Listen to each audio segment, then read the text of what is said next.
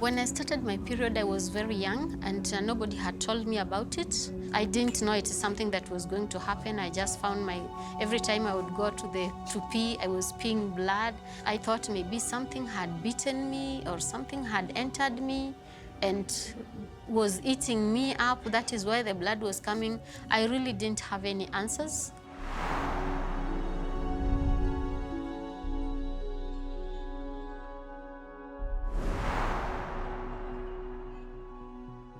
There are communities out there that believe that a woman should go and sit somewhere and let her periods soak into the soil. A young woman died in Nepal after being banished to an outdoor shed while she was on her period. 13-year-old schoolgirl commits suicide after she was shamed by her teacher for period stains. You'll be really shocked in India, in rural areas. Most of the girls end up being at home. They miss their schools. We're really putting the girl child in a position where she's already apologetic for being a woman. It's quite shocking. You know, the sixth richest country in the world, and we've got children who can't go to school because they're on their periods. Women have limited resources if they're struggling, and period poverty is real. It makes me feel vulnerable. It's a draining thing to go back to that place of not having something that my whole life I'd considered like a basic necessity. There's no question in my mind that menstruation belongs in the designation of what we call basic human rights. Human rights activists have recently rung alarm bells over prisons withholding menstrual pads and tampons. There was times that when I worked at a certain place in the prison, I would take a roll of toilet tissue back with me so that I would have extra toilet tissue in case I had to make a pad. If this was an issue that affected males, it would have been dealt with years ago.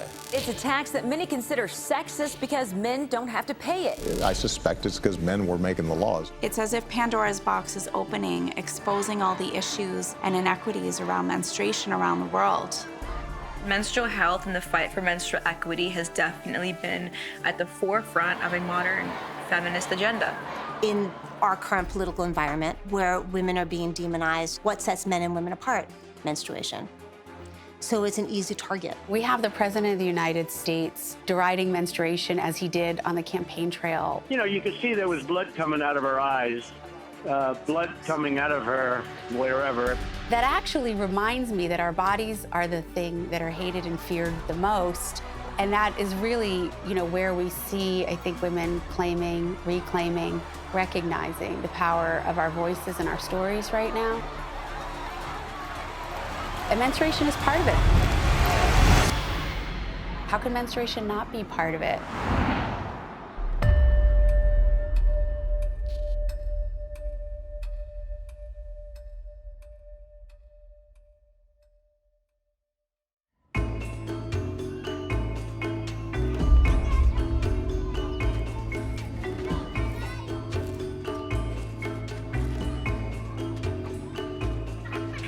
I really loved school. I wanted to be a doctor. I was so passionate. And every time I would go home, I would brag about how I want to be a doctor.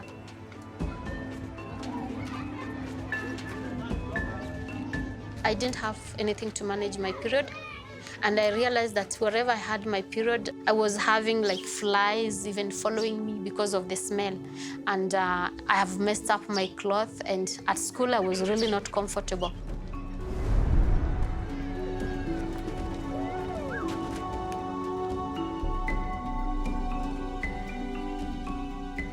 I look onto it now and was like, why would even the female teacher sit down with me and tell me this is what is happening? Maybe they looked at me and they thought I was too young to understand. It started with this shopkeeper. So he's the one who introduced me to the pad and told me how to use it. And he even gave me 2 panties. And then one day he wanted something in return. What else was there to exchange? It was sex.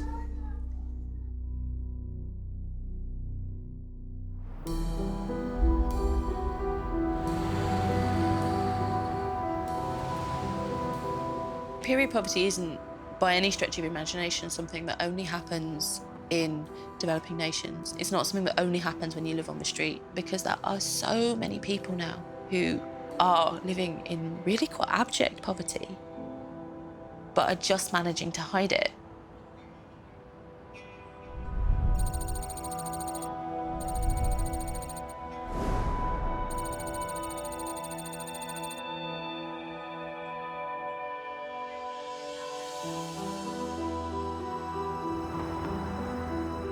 In 2011, my family had a lot of really massive financial difficulties. My partner at the time lost his job.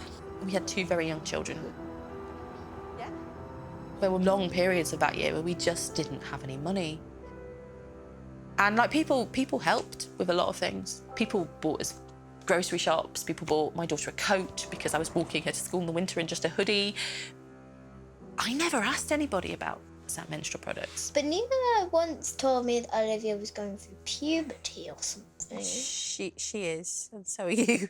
Rather dramatic, but that's the same thing as, you know, like her body's changing a little bit. And Mama, what's puberty? it's when your body changes from a child's body into a grown-up's body, or also then your periods start. To go to someone and say, right now, I have a sanitary towel in that I have had in for good part 24 to sometimes 48 hours, and it is physically falling off my underwear and it's really gross, and I need someone to buy me some so I can change it. That's so embarrassing. We expect menstruators to have these things, but there's never any real sort of consideration of where they come from. It's just this idea that it will just appear. Like, you've got to have it. You've got to have it. And they're not something anyone should ever not be able to afford.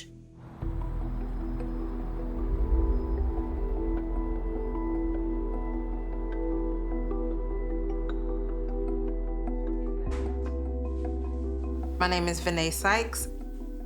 I remember it so well.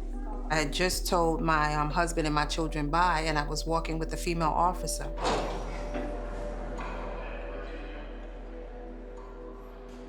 And it was at that time she told me that I had to take off my street clothes, which I did, but I left my undergarments on because I had my menstrual cycle. And, you know, she just looked at me and said everything. And I began to explain to her that I had my menstrual cycle. And she said, and I had to take off my underwear and I had to cough and squat. Blood was on the floor, and I didn't want to cry because I didn't want to like give her that, because I think that's what she was expecting me to do. So I just sucked it in and just, you know, did what I was told.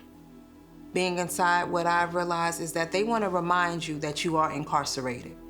And they want to remind you that there are certain liberties that are taken away from you. And I think for a woman being in prison, that's one of those reminders. You've been stripped away from everything, you know? And my thing is that I was a woman before I came to prison, and, you know, can we just keep that intact? You know, can that part of our lives still remain? That should be without a question.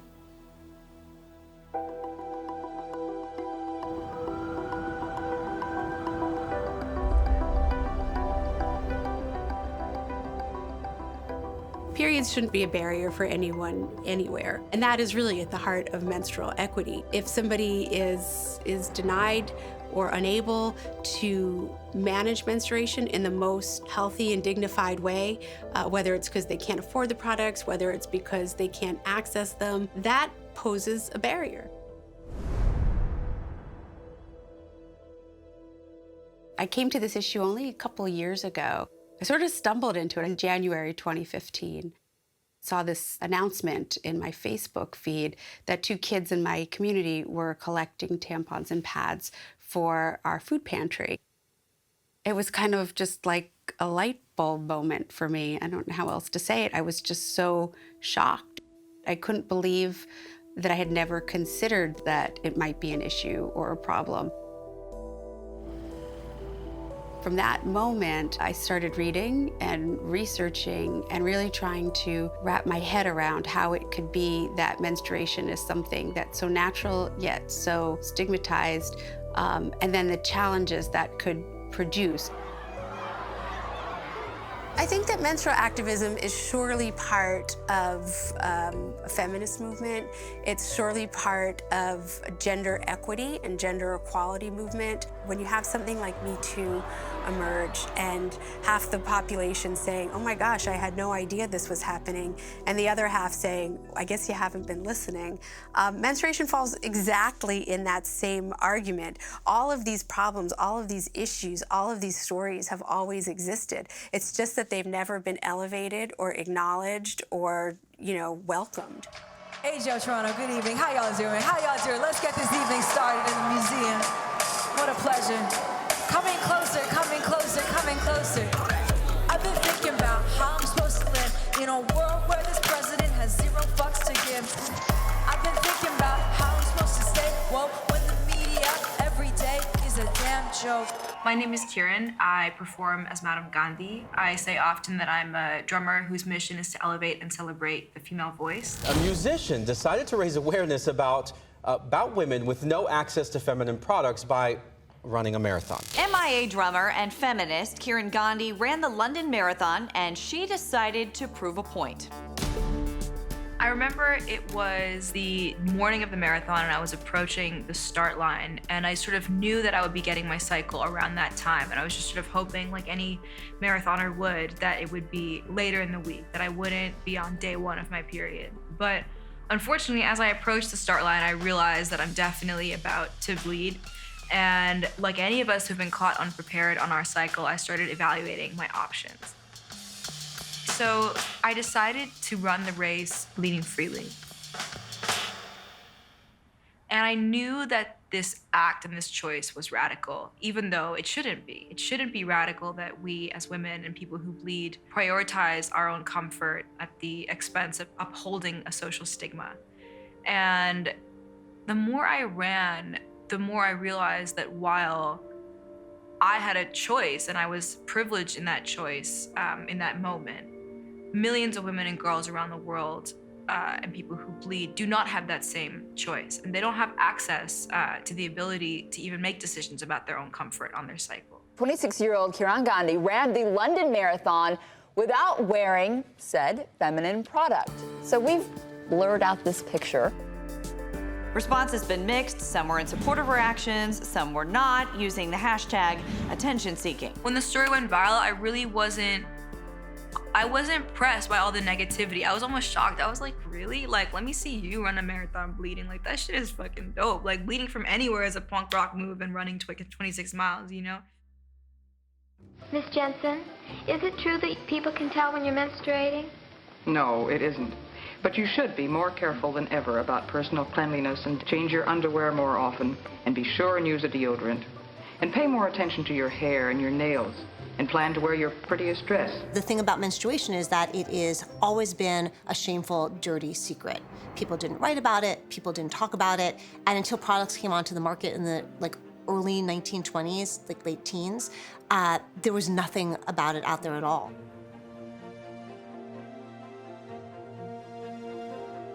There's a language that goes along with menstruation. If you say femcare aisle, sanitary protection, feminine napkins, feminine hygiene. Today's women want a comfortable feminine protection. Gentle wings called panty protectors. Stay Free has a remarkable new system of protection called four-wall protection. I mean, what does any of that mean? They're just made-up words to describe a bodily function without ever having to actually talk about it. Make this your summer to remember, and it's girls playing tug of war in the surf, covered in water and white and blue bathing suits. And that's a Tampon Tax ad. What does that have to do with periods? It has nothing to do with periods. It took until the mid-1980s for the word period to actually be spoken on television. That was the actress Courtney Cox doing an ad for Tampax. Remember, there's a feeling with Tampax. It can actually change the way you feel about your period. Even today, product advertisements still really sort of go to the default of clean, quiet, and visible.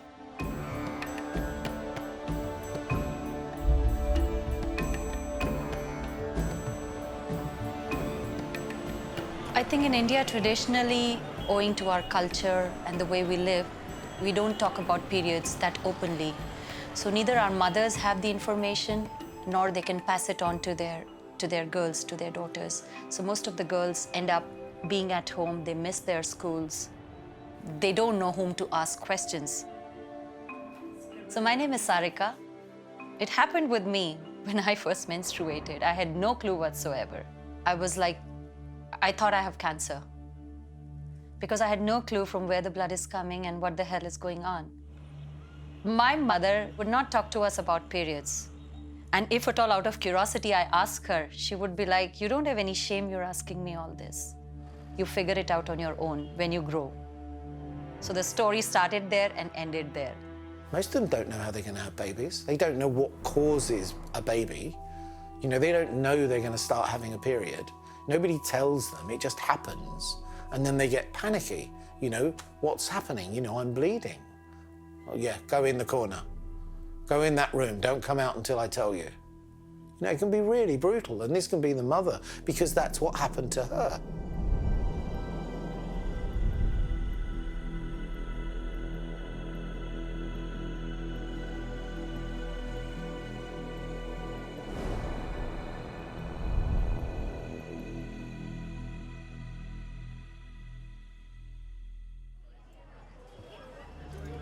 Whatever questions you have about periods, I'm going to answer them. आपने देखा है घर में कभी पापा को बताया? हाँ? पीरियड आता है तो किसको बताते हो? अच्छा, कितनी लड़कियों का पीरियड स्टार्ट हो गया है? Just raise your hands. I started this initiative, Safe and Happy Periods, 2 years back. This is basically about creating information and education about menstruation. And it's a small step we have taken to create an atmosphere, to create a platform where people can talk about menstruation freely and openly. When the egg travels to this place for 4 to 5 days, along with the blood and soft tissues, it comes out of our vagina. That phenomenon is known as periods. Our focus is to educate them on every aspect, right from why they need to take pride in having periods, together with what benefit, periods are giving to girls. Periods are an indicator to your health. If your periods are good, that's an indicator of your good health. All the questions they have in mind as far as periods are concerned, they can't ask anybody. We try to answer that. We tell them the different products people are using worldwide so that they can make informed choices. You can make out from their body language. The moment they hear all this, they feel confident that, yeah, it's okay, it's periods, it's a part of nature, it's a part of our growing up.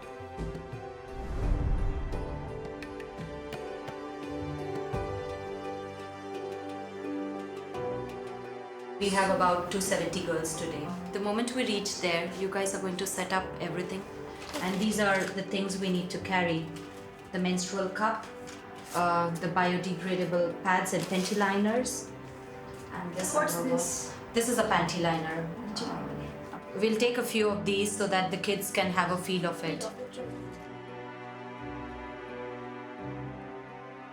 We started this initiative with our own funds.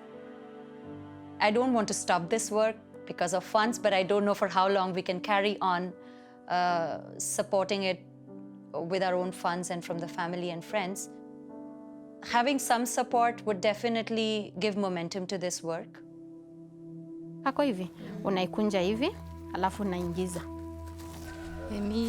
Most of the time when I go to school and I ask girls, what is the most thing that worries them? Like, what do you worry about in your life? They say they don't even worry about their grades. They don't worry about food because it is normal sometimes to go hungry without food. But what keeps them worrying is, when is my period going to start? And is it going to start when I'm in school?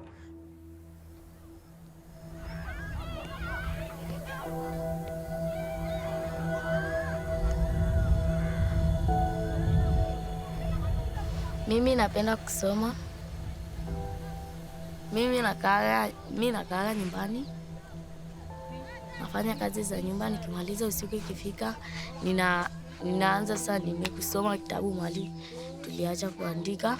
Naanza sasa kusoma. Mimi napenda kuwa teacher.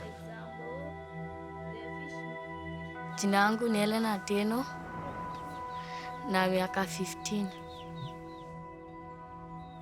Nilimwambia Helen, hiyo si ugonjwa. Hiyo ni kukua mkubwa. Na ukiwa mkubwa, ukikosea kidogo, uende hata na mwanaume, utapata mimba. Kwa hivyo, atake care. Nachagua hii mazuri, hii mazuri kama mabaya unatupa, mabaya unatupa.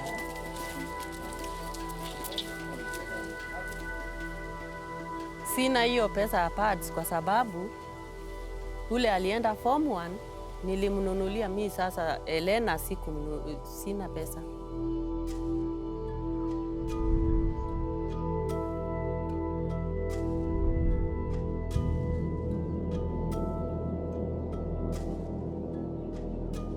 Tangu nianze period zangu sijaenda shuleni. Niliacha shule kwa sababu nilikuwa natoa damu na sasa sijanunuliwa nini pads. Siku hiyo sasa siwezi rudi shuleni kwa sababu ikitoka nitasikia aibu.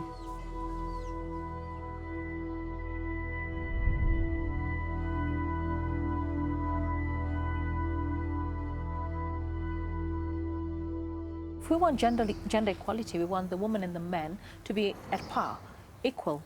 So if the girl child has to miss school a week every month because she has her period or her menstruation, then how do you expect her to compete on an equal platform when it comes to examinations, when it comes to sports, when it comes to arts, when it comes to feeling comfortable in her skin? There's some misleading wisdom out there that, if she bleeds, she can breed, that it's time for her now to have children. It happens a lot in the rural areas. Mimi sitaki kuolewa, sitaki watoto, nataka kusoma. Mimi nisiporudi shule maisha yangu itakuwa vibaya. Nisiporudi shule siwezi kuwa mwalimu. Yenye mahitaji nilikuwa nataka sasa itakuwa imewezekana. Let me tell you, ladies, you are created special. So I want us to recite the creed together. I know I can. I know I can. Be what I want to be. Be what I want to be. If I work hard at it, I'll be what I want to be. Today, we hosted the Menstrual Hygiene Day, and it was an amazing event. The girls here really want to go to school. They want to get an education. When I asked who wants to become something after they have done with school, all the hands went up.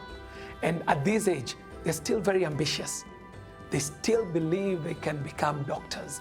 They believe that they can become engineers. They believe that they will become teachers. So we think that this issue of menstrual health might be one little thing. But when you think about it, it could actually change someone's life for good.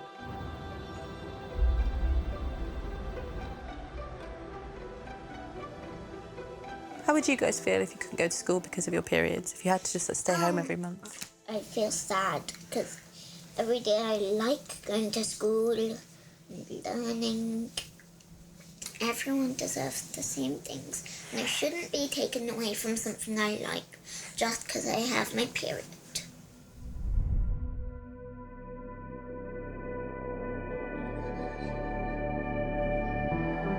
We know kids are missing school, and we also know that if kids are missing school, there's probably kids going to school but not really in a state to learn.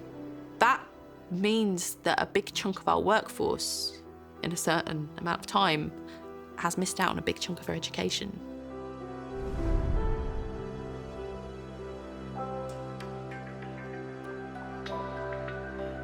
In my little tiny feminist collective, Fourth Wave, we just sort of all had a conversation about that and went, okay, well, what do we do with this? There's a really simple answer to this, which is we just provide menstrual products for free in school. So we started a petition about that. This wasn't, you poor kids in the corner, we have to help you with this. This is, all of you should just have access to this. And whatever the reason why you can't access them yourselves, whether it's because your parents have got no money, whether it's because you live with a single dad and you don't feel like you can talk to him, whether it's because you're in a child and abusive situation and nobody's buying you the things you need.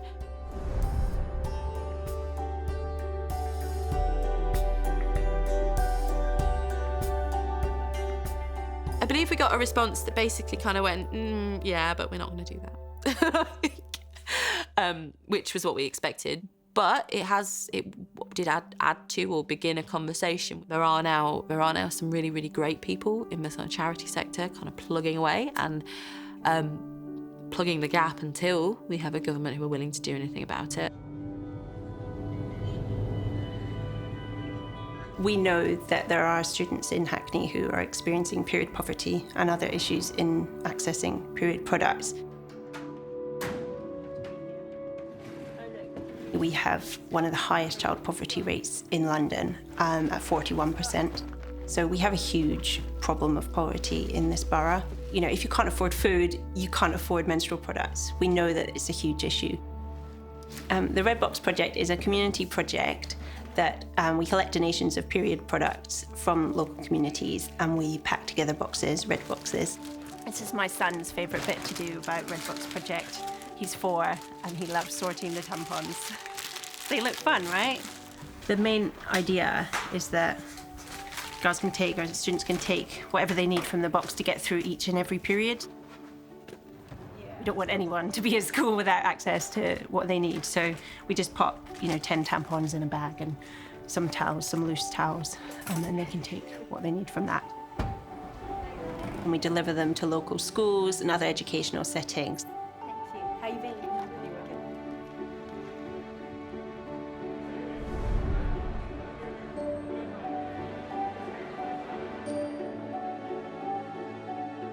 I don't think that it should come down to individual schools or individual teachers or projects such as ours to make sure that every young person, every menstruator is provided for. When I hear the statistic about girls missing school, missing college because they're in their period, that just shows how it adds to gender inequality, and it's really worrying. So this is my office, or as I like to call it, my Tampon Palace. In you come. It's something that, I think we should be talking about more as a party, and we can have the policy, but unless we're making sure it's part of the discussion when we're talking about poverty, when we're talking about gender equality, then we've not gone far enough. If a child misses school, they miss a whole lot more than just a class. It shouldn't be the case that you have to worry about something that happens naturally to you that you can't stop. And governments and organisations and societies should ensure that that isn't the case. And that's whether you go to work, school, university, or prison. And I'm actually calling to talk to you, Director Bolton, or anyone who can come to my courtroom and tell me why there is a female defendant standing in front of me with no pants on. And she's been here for how many days, ma'am?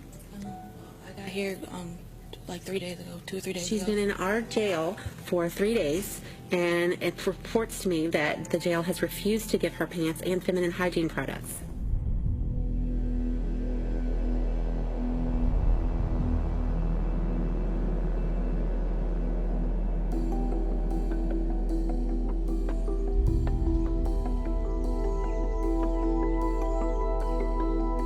I think it's important to talk about menstruation for women in prison because we are the forgotten population. I think that when we talk about menstruation for women, period, equity around that, women who are incarcerated are often left out of that conversation.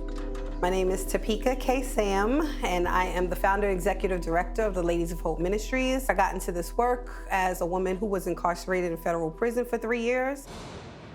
When you're arrested with whatever clothes that you have on. And when I went in, I had the pair of underwear that I had on, and then the options that I had was to go what we call dumpster diving. So it's a big bin with used underwear, and most of the panties in there were soiled. So they called it dumpster diving because women would go in and try to find the panties that were less soiled.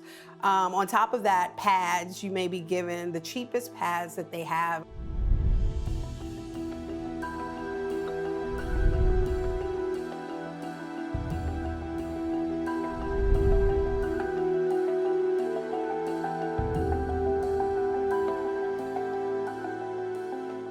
Initially, it was okay because I was married, so my husband was able to send me commissary, but during the middle of my incarceration, my husband of 25 years passed away.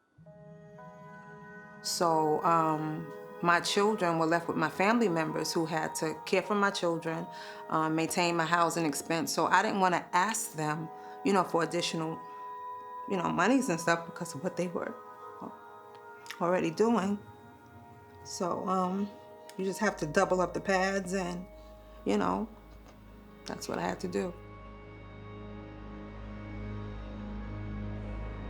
I was told in the federal prison that I had to quantify my periods.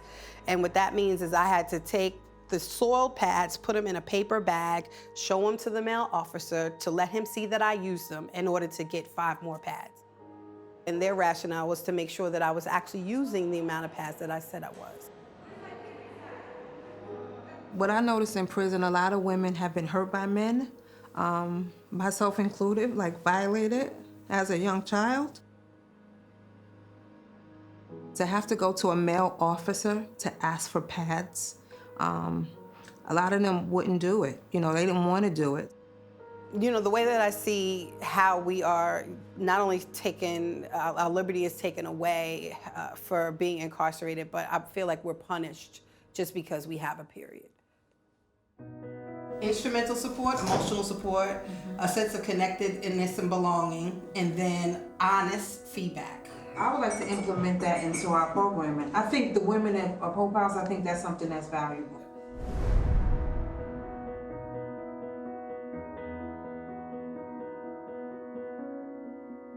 We wanted to create a safe, beautiful place that we or anyone else would want to live in that will allow women to have a starting point and stability and community where they can thrive and transform their lives.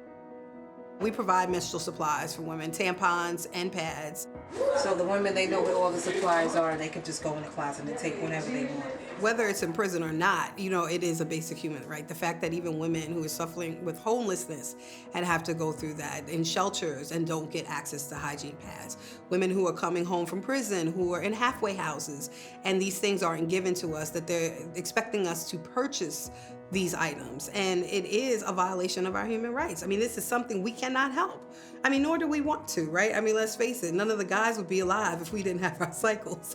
So, you know, it's part of who we are, but it's also, you know, not only our responsibility to make sure that we have the things that we need, it is everyone's responsibility, especially when we are under the confinement of the government. Truly, menstrual equity requires looking at all the laws under which we live and asking ourselves, well, if we incorporated something about the fact that half the people who live by these laws have bodies that menstruate, would the laws look different? Recently, I was shocked to learn that pads, tampons, and other menstrual products are taxed as luxury goods. I don't know anyone who has a period that thinks it's a luxury. I think that's fair to say. Michelle would agree with you on that. Yes. I suspect it's because men were making the laws when those taxes were passed. You know, it's kind of a funny thing. Women are treated as a special interest group when it comes to policy making, and yet we are half the population, we are half the economy.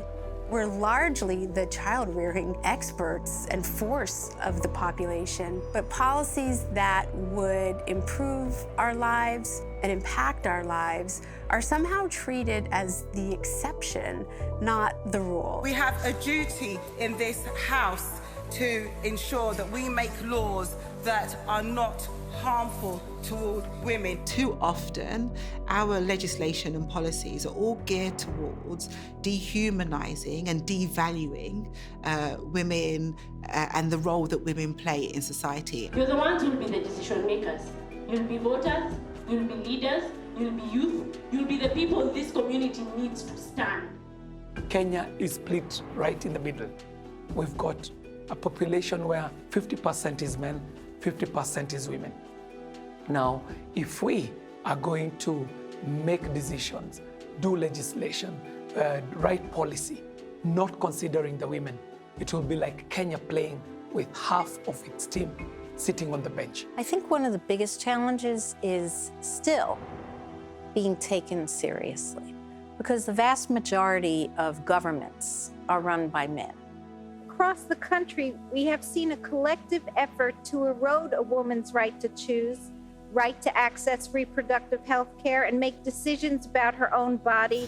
There are still too many people in power who have outdated notions about how women function, how women's bodies function. Sort of Neanderthal attitudes. New healthcare restrictions that only impact women. It hits clinics, it hits Planned Parenthood, and critics say it could endanger women's health and limit constitutionally protected medical choices. Brett Kavanaugh is now Justice Kavanaugh, boosting President Trump's legacy and possibly reshaping the court for decades to come. I think what we've all come to see is that we live in this dystopia where our bodies and our realities and our stories go completely unacknowledged. In fact, it's worse than being unacknowledged. The power structures and the entire infrastructure of our systems are designed to not elevate our voices. So menstruation and menstrual access is all part of the same moment. It's all part of the same time where we are actually saying out loud, this is our experience, this is our story, and we deserve to have the laws that we live by recognize our experiences and our stories. Look at that. This is like, we're making this one extra good with transparency and clean products, so we'll charge you more. Oh, look, Diva cups. That's interesting.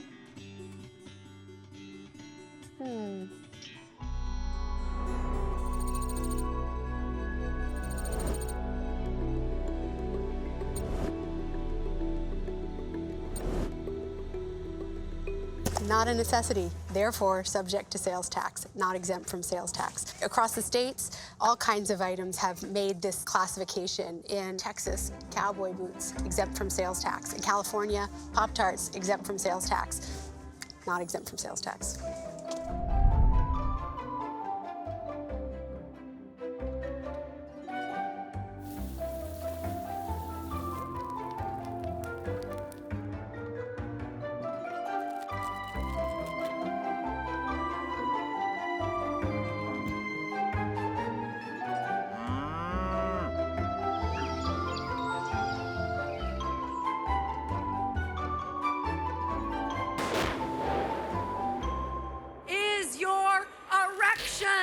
Really more than protecting the sacred, messy part of my womanhood is the bloodstain on my jeans. More embarrassing than the thinning of your hair.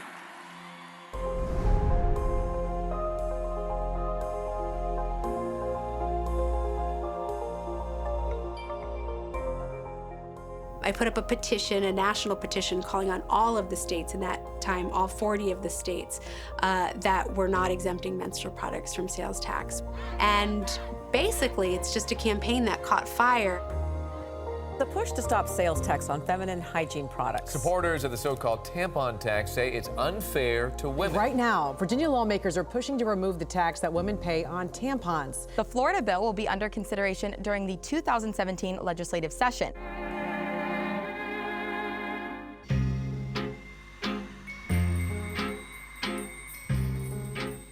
Hand set with 156 brilliant cut diamonds. The issue got a big burst of attention when the model and activist Amber Rose decided to take it on as something she really wanted to put her name and brand behind. So I worked with her to create a PSA, a really catchy little video that is on YouTube and on her Instagram and on her Twitter. Where else would you keep something? 36 states tax like a luxury. And the best line, of course, in the video is tell the government where to stick this tax.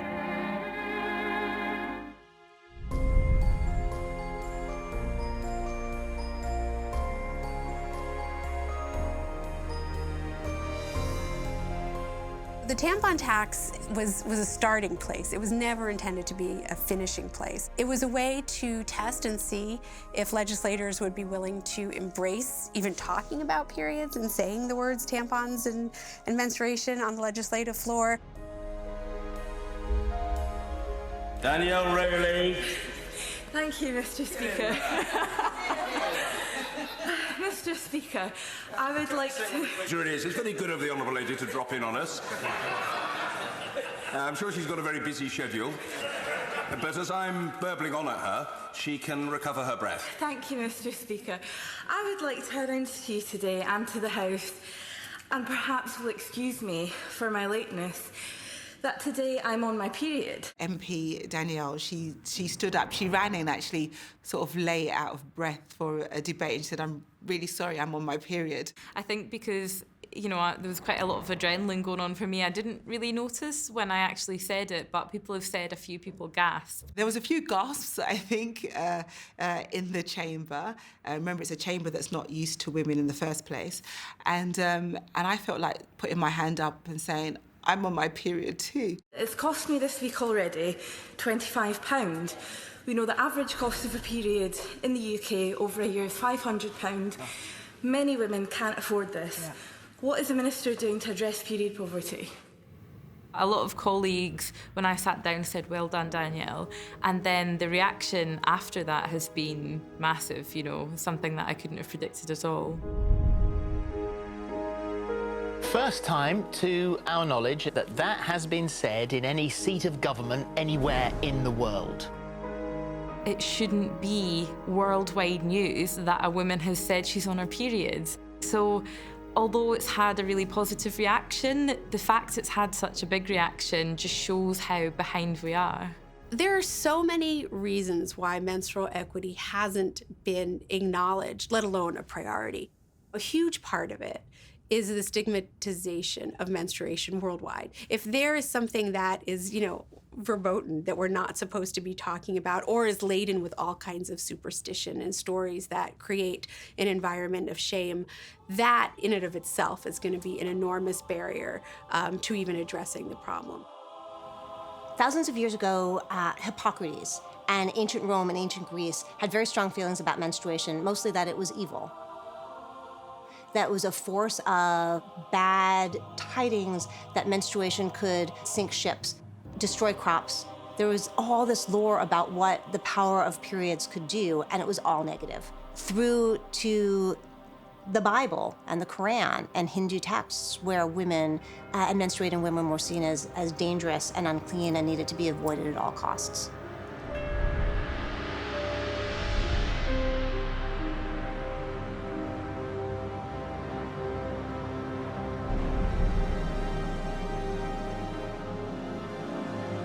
You know, you will hear people talking about the reason why a woman should not be a religious leader is because she cannot stand on the altar on those days of the month, or she cannot be a leader because why would you be led by a woman who bleeds? There is all sorts of beliefs around how menstrual blood is powerful and scary and threatening, and it may pollute a man, or, you know.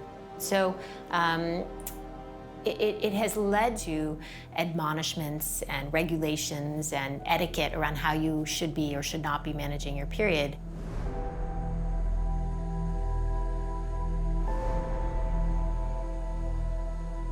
कुछ अलग-अलग करना पड़ेगा मेरे भी बर्तन अलग रहेंगे घर के अंदर मुझे नहीं लेंगे मेरे कपड़े अलग रखेंगे तो मुझे वो बहुत बुरा लगा. Unfortunately in India the majority of the men still believe that this is something that they can use almost as if it's a figurative weapon to oppress the woman further. You know, it's your fault you have your periods. Why are you bleeding every month? It's not supposed to be natural according to them. It's something that's abnormal. You only have to look at some of these guys, look at their faces to know how serious they are. They really don't want women to attend this temple. Conservative Hindu groups say they believe women of menstruating age would defile the temple's inner shrine.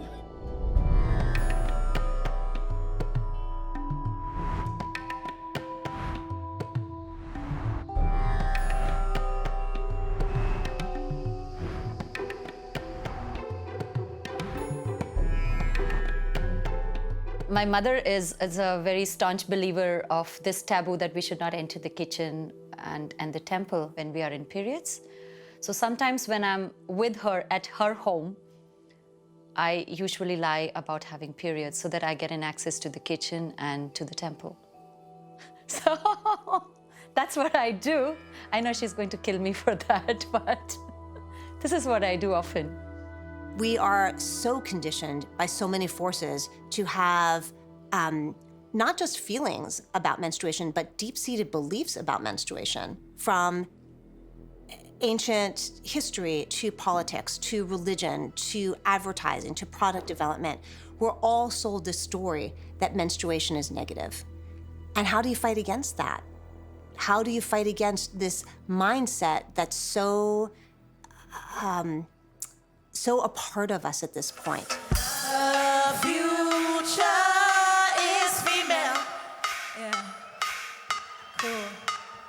The future is female. How could girly ever be an insult? All the women I know are once moving culture. What would happen if we all would lead with a little less aggression, more femininity? We have to value girls more than our looks. I have a song called The Future is Female, which went viral during the 2017 Women's March, and I have a line towards the end of the second verse that says, "We've been bleeding each month till we gave birth to you." And I put that line in there because it's just such an obvious way for us as women to not only command respect for what our bodies do, but also to say that this is such a normal function of the biological female that it shouldn't be something that is shamed. If we want to move the needle on gender equality, we have to get talking, and we have to take leadership. Everything is so taboo. Can't talk about masturbation, can't talk about periods, can't talk about our anatomy. Every single day, all around the world, women and people who bleed are getting up and waking up and doing incredible things on their cycle. And not only do we have to sort of suffer in silence when we are uncomfortable, but we have to also pretend that it doesn't exist. And that's oppressive, and we can't tolerate that anymore. It really does solve so many of the world's problems when a girl has access to education. The idea that menstruation could be the lens for kind of cracking that open is radical and totally amazing. I've always had struggled with my period. So I was like, how do I learn how to celebrate this moment?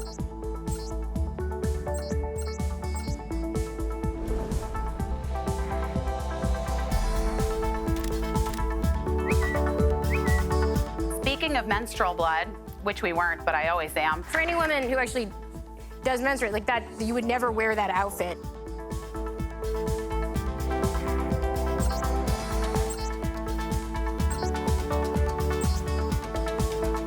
Who are you wearing this evening? Vivienne Westwood, Tom Ford shoes, and an OB tampon. Woo!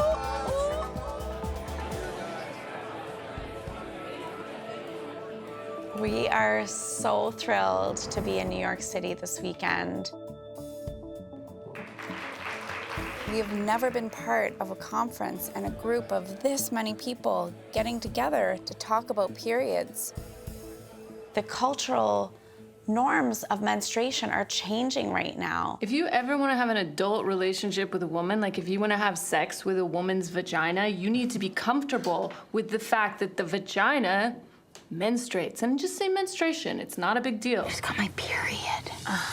Any second there's gonna be an explosion and there's gonna be blood everywhere. America के पास Superman है, Batman है, Spiderman है, लेकिन India के पास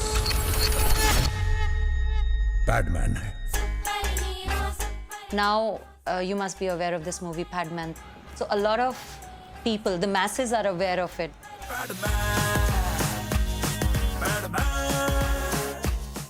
Now just imagine families watching Padman together, where the hero is talking about the pad, is definitely going to be a positive trend. People will be more open to talk about it. So change is happening around menstruation in India in big time because of a lot of press, and there's a lot of social media campaigns around this. There's a whole campaign from India called Touch the Pickle. You seen that? And I said to the woman on the camera, I was like, what? I said, yeah, in India you can't touch a pickle. She touched the pickle. You can't touch a pickle when you have your period. And so in India, they did a whole campaign where a young girl is running through the streets saying she can touch the pickle. Yeah, she touched the pickle. The fact that, yes, she can touch a pickle and have her period at the same time is revelatory. It's me. It's not my period. Question what you do. And challenge the period status quo. I think the more that menstruation becomes normalized, the more that we as women and femmes are able to reclaim our own body and not be ashamed of it. As the menstruation conversation widens, some of the important voices are those from the trans and the non-binary communities. We have to understand that not all women menstruate, and not all people who menstruate are women. My name's Kenny Jones, 24 years old, from London, born and raised. I'm a trans model and activist. I'm the first trans man that I know of in the UK, especially, to talk about menstruation as a whole and my personal experience. There's not much conversation around trans and menstruation. I think that's because I'm quite afraid of talking about it because, you know, that was my worry because it kind of you don't want to take away your transness and my definition as a man by saying that you still experience something that is known in today's society as feminine. So you don't want to kind of put yourself in that category. Some people, you spend your whole entire life trying to be masculine and, you know, force a kind of persona so that everyone else will hold you to that. And then you're going to turn around and be like, well, by the way, I have periods, although that it's always seen as a women's thing. I had my first period when I was about 15. Hated it. I could, bind down my chest so I didn't really have to worry about that. No one would be looking at my downstairs, but I couldn't stop what a period was doing to me, and it would force me to stay indoors sometimes.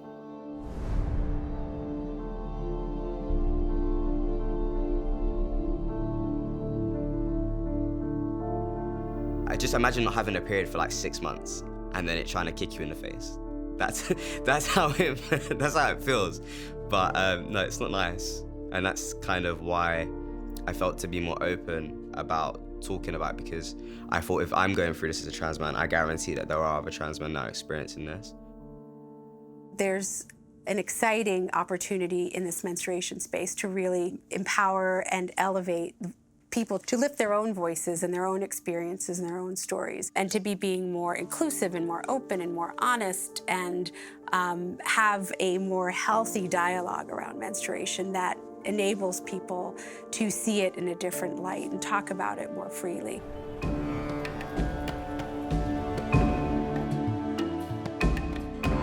I am the founder of Maina Mahila Foundation, an NGO that essentially empowers women to talk about the issues that they're most afraid to discuss aloud. We started in May 2015 along with a group of community leaders from across Mumbai slums. What drove me to starting Maina and to doing the kind of work that we're doing here on menstrual hygiene was the stories of these women. These women had all of these horror stories. They would use all kinds of things because pads were too unaffordable for them. They would use rags and leaves and mud in some places, which we'd seen in rural areas as well.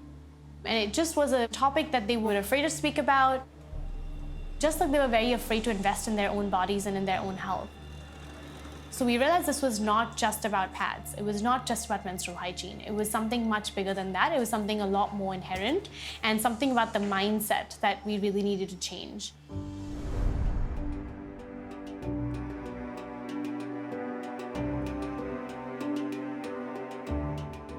We decided unanimously in conversations with them that we were going to create a tangible product. We're getting them out of their house to come out and work, employing them in their local communities. We provide them with a lot of menstrual hygiene awareness and education as well about their bodies. The hopes that when they're going door to door talking about pads and periods, this is the kind of information that they would disseminate to those customers and to those people across slums in Mumbai. One of the things that's really special, I think, about this issue is the way in which so many people, girls primarily, those who menstruate, relate to it and want to find a solution. And so I think there's been this real innovation in this space, with organizations producing improved reusable products or improved disposable products, and oftentimes those are embedded in models where local women are making the products, and therefore you're supporting their economic sort of well-being along with the product. We can't really have the conversation about menstruation without considering the environmental impact. The average menstruating person contributes anywhere up to 425 pounds of disposable tampons and pads per year.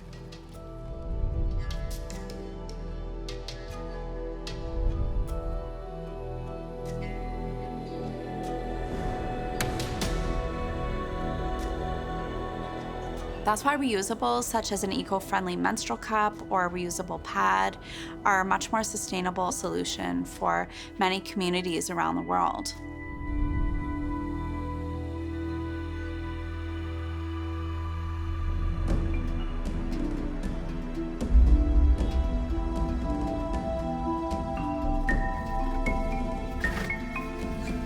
Every girl was like, disposable pad is not solution for us.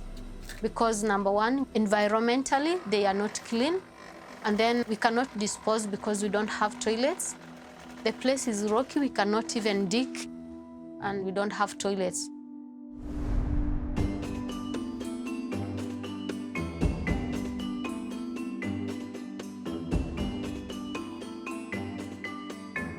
Every woman here is part of my work, and I feel good knowing that I don't want any other girl suffering on the street the way I did. So I'm making sure. Beatrice, when she came here, she was coming just to look for a job.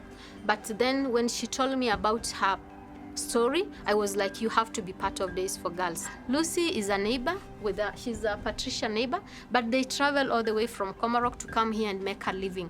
So here at my enterprise, I have women that we work with. We produce the pad. Like we buy the flannel, we cut it, and produce everything until when we take it to the schools or wherever, or whoever is buying it from us. It is a project that helps us bring income, and for the girls who dropped out of school, they get opportunity to work and get some money for their living. After cutting, you put the process together. This is the UPL Macintosh, and then you put the pockets, and then you turn them, you get the measurements right. Hello, girls. How are you today? You're fine? Yes, my name is Anne. I am from Days for Girls. I'm going to show you briefly what Days for Girls does. This is a product of Days for Girls. Inside this bag is a Days for Girls kit. Inside this kit, we have a shield, okay? So we call it a shield because we use it to protect ourselves.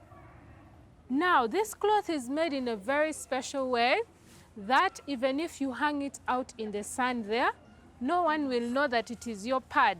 According to our culture, you are not allowed just to hang your private things there. So the pattern that they have used, the flowers and the shapes and everything, it makes people understand it is just a washcloth. It might be a handkerchief because it looks more beautiful. It gives the girl the confidence to use it.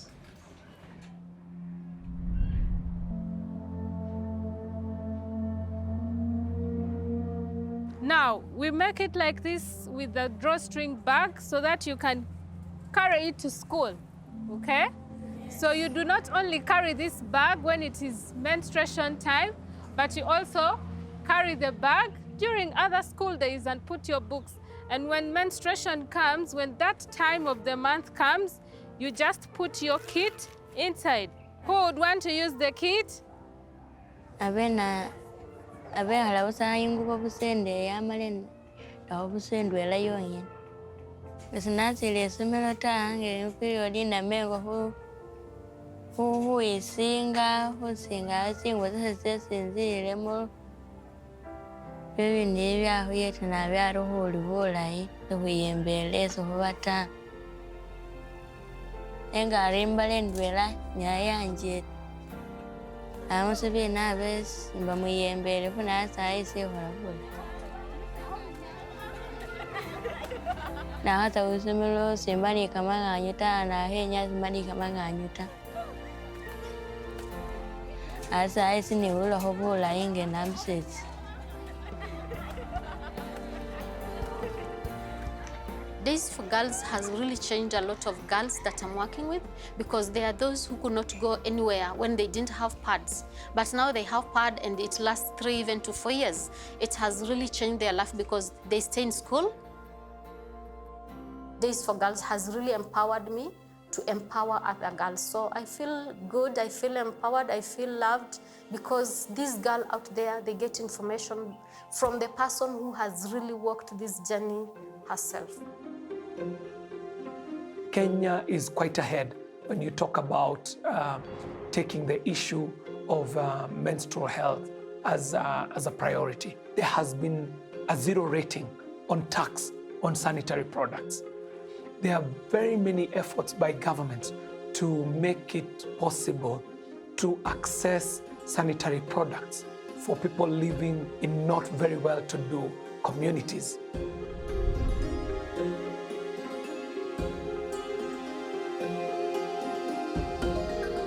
I want us to be the champions for our girls.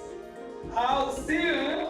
I'll see you. I'll see you. I'll see you. When you think about people living in slum areas, people living in very rural and poor neighborhoods, it will take time for government to be able to reach out to all these people with free products every month for every girl out there.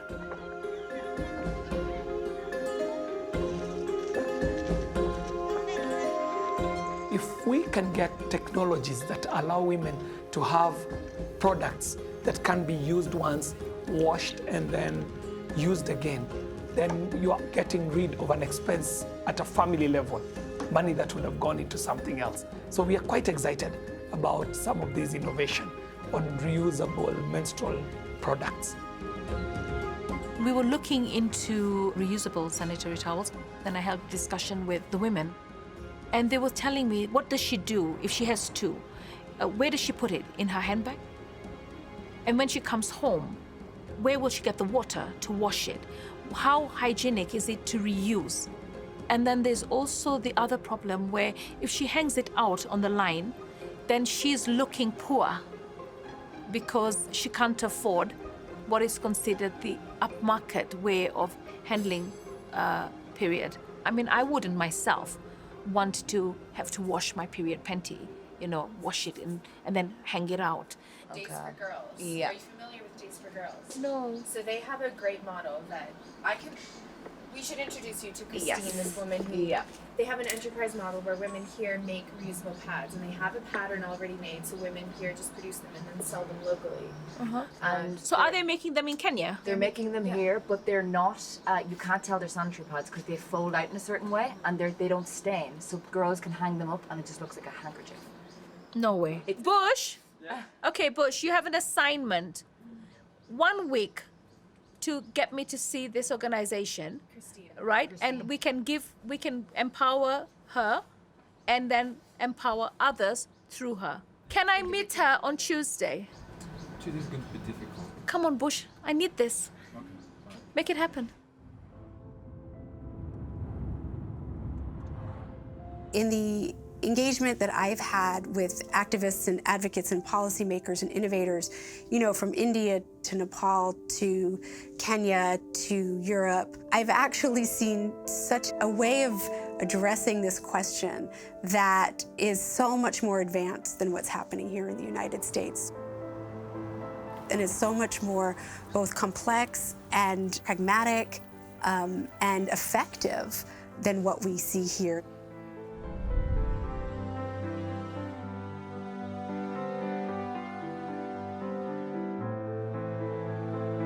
To me, that was the green light to move forward with bigger, badder, more far-reaching and higher impact legislation, especially that would touch the lives who need it the most.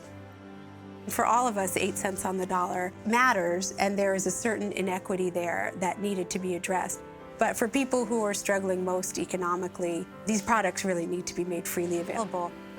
So that's what we've done, starting here in New York City in the summer of 2016, where we were able to pass a slate of laws that menstrual products would be freely provided in all of the city's public schools, shelters, and correction facilities.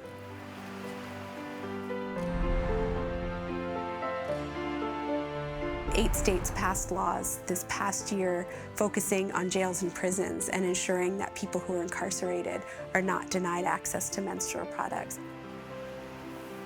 There's also been progress at the federal level here in the United States. There have been major bills that have been introduced in Congress over the past year or so.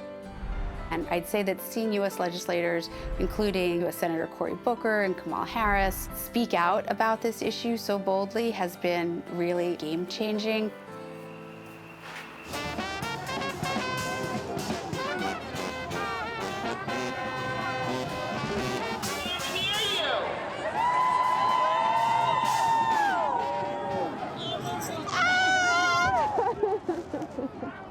I didn't go to my first march until right after the 2016 election. This is not part of my My first one was in history. 1989. Let me see your pins. Yeah, look at them all. Did you design those all? Just the resist one and this Okay. one.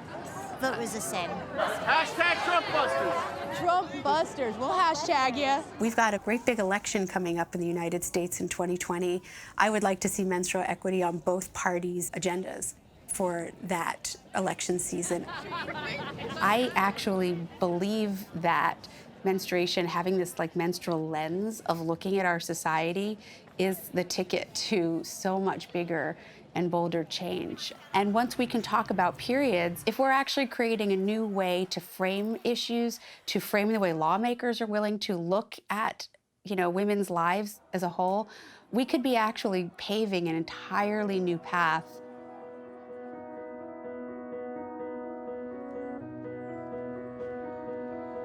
When I think about women and I think about menstrual equity, I think about what we are doing around the country. It's so unfortunate that we have to even write legislation, asking. Like, why are we asking for something that we should have? If we're going to be incarcerated, then you need to provide us with our basic human needs. Pads and tampons are one of them.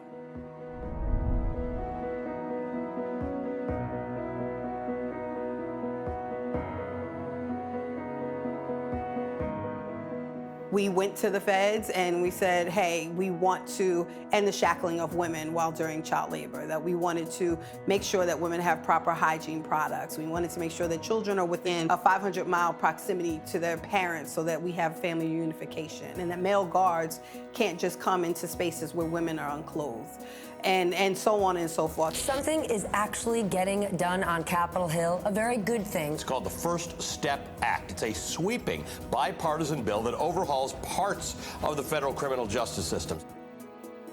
The First Step Acts include the dignity provisions within it so that the women on the federal level will have access to personal hygiene products, pads, and tampons specifically.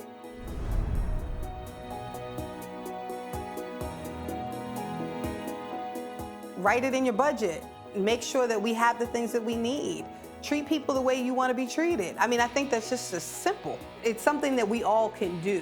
We can look at our neighbor, whether they're incarcerated or not, and say, hey, I see the conditions that you're in, and I want to be helpful. The next Labour government will provide funding for free sanitary products for secondary schools, for food banks, and for homeless shelters.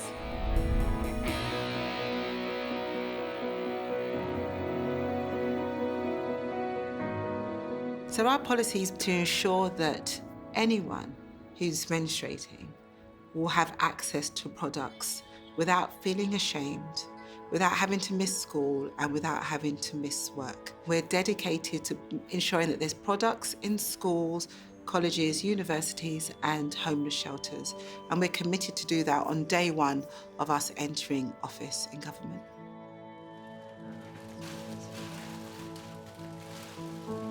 I dream of the day that the Redbox Project is entirely redundant. We shouldn't have to provide these products using donations from the community. It's a scandal that that is the case, that they are not provided everywhere and for free. Yeah, I really do hope that my children get free supplies at school. And it's not that I can't afford to buy them for them. I can.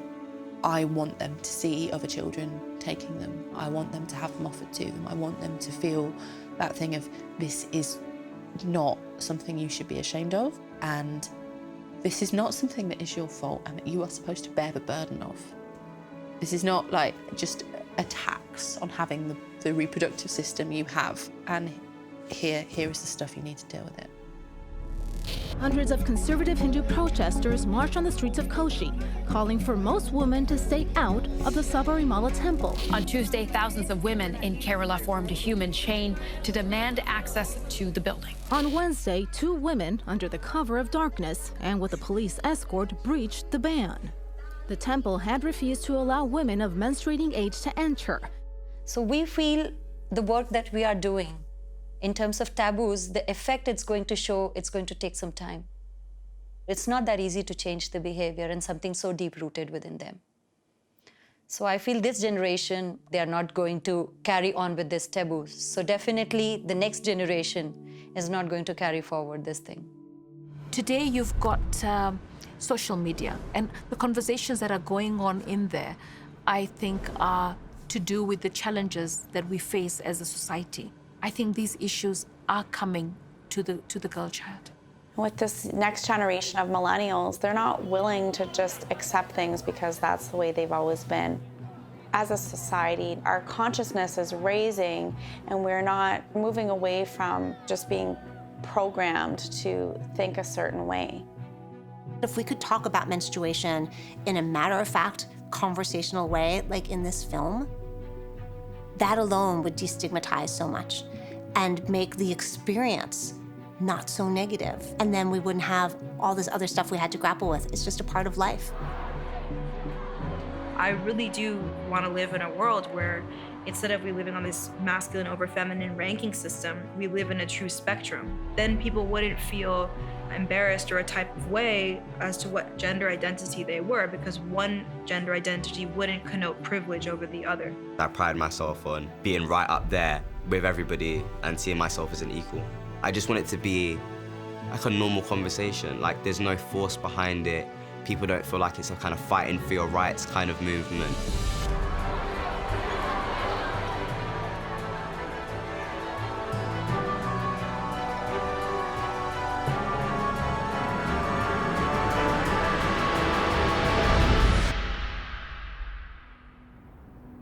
The Bill and Melinda Gates Foundation had stated a couple of years ago, if we get the question of menstruation right, we'll get everything right. And on the flip side, if we get it wrong, we're just losing an entire aspect of the reality of millions and millions of women and girls. We have to get this right. This is sort of the cornerstone of getting all other questions of equity and equality and inclusion right.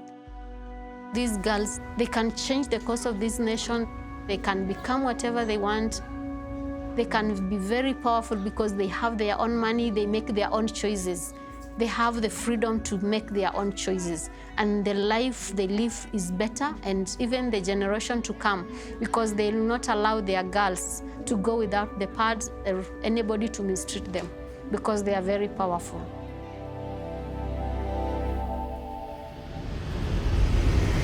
The future is female. The future is female. The future is female. The future is female.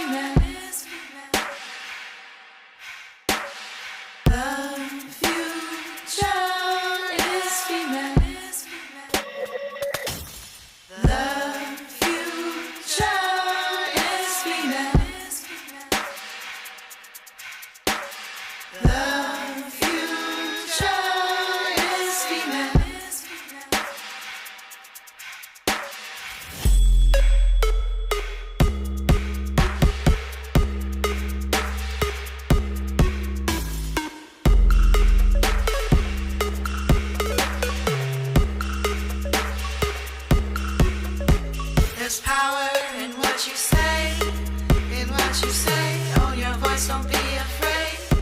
Don't be afraid. Let's turn it louder a little bit.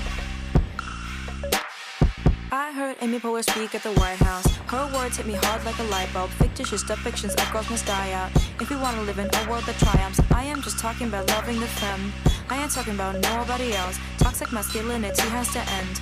I'm just talking about loving ourselves. You can't catch me singing these words in a black, otherwise features female t-shirt. Like, hey, me, I got something to say. Gender construction just get in the way. I've been playing drums since I was like 8. The future is female, that future is great.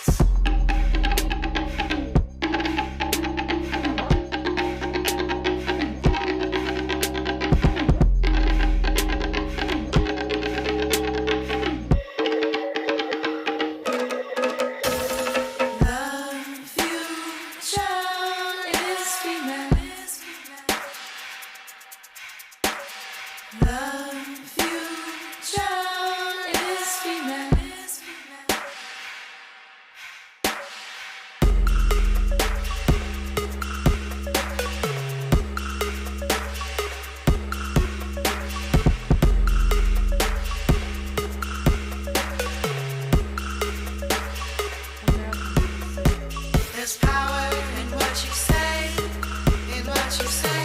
Own your voice, don't be afraid. Don't be afraid. There's power in what you say, in what you say. Own your voice, don't be afraid. Don't be afraid.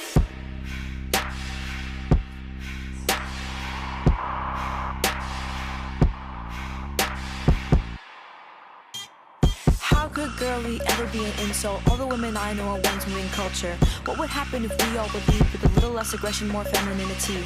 We have to value girls more than their looks. The biggest threat is a girl with a book. The system must make room for all that we do. We've been bleeding each month till we gave birth to you. You know, to me, the future is female means that no longer will female qualities be subordinated to male qualities. I want to live in a world that is collaborative, a world that is emotionally intelligent, a world in which we are linked and not ranked.